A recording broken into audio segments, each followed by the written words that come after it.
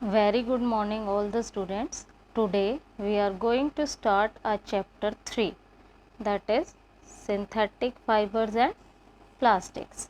Students, we all know that हम जो कपड़े पहनते हैं वो सभी फैब्रिक्स के बने होते हैं और ये फैब्रिक हमें कहाँ से ऑब्टेन्ड होता है। फैब्रिक हमें दो मेन सोर्सेस से ऑब्टेन्ड होता है, वो है natural source and artificial source. Natural fibre जैसे कि सिल्क, वूल जो हमें एनिमल्स से मिलता है, और कॉटन, जूट एटसेट्रा जो हमें प्लांट से मिलता है। This fibre is then spun into yarn and then woven and knitted into fabric, जिससे हमारे कपड़े बनते हैं।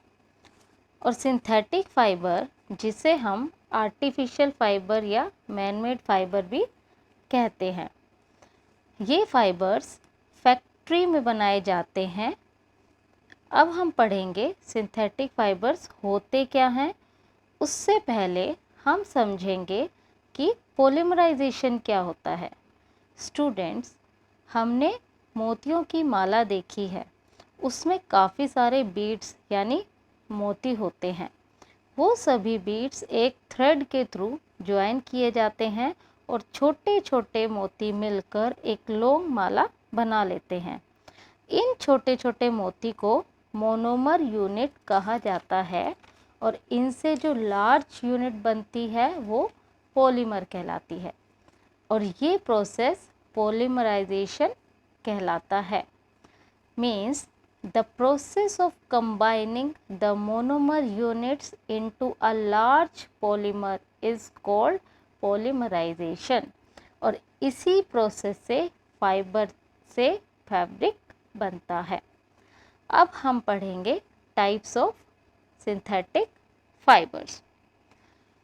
सिंथेटिक फाइबर्स में सबसे पहली टाइप है रेयॉन। रेयॉन को हम आर्टिफिशियल सिल्क भी कहते हैं। ये वुड पल्प को केमिकली ट्रीट करने से बनता है। ये सिल्क से चीप होता है but it looks like a silk. इसे डिफरेंट कलर्स में डाई भी कर सकते हैं।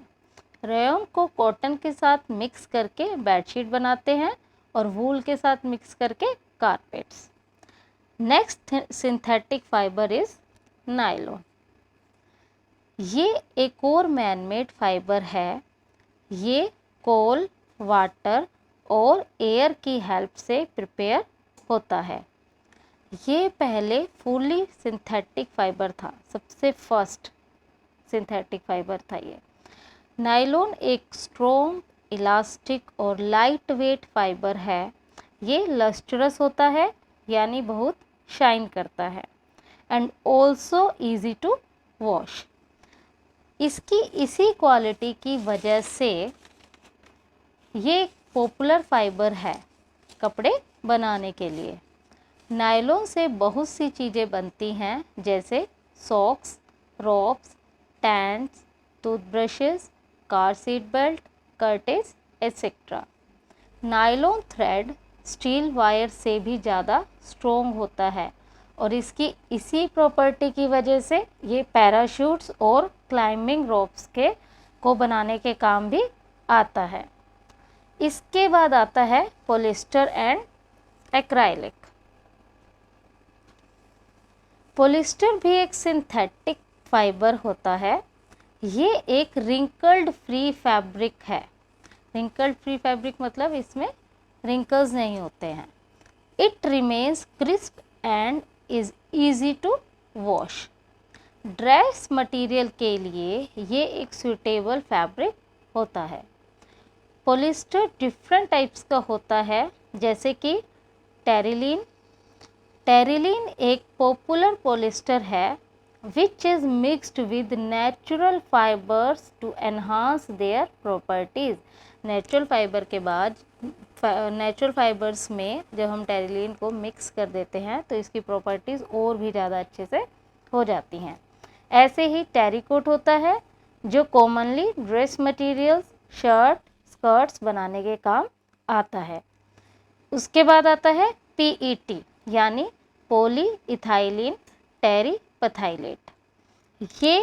ये भी एक फेमिलियर फॉर्म है पॉलिस्टर की। ये बॉटल्स, यूटेंसिल्स, फिल्म वायर्स बनाने के काम आता है। We wear sweaters and use shawls and blankets in the winter.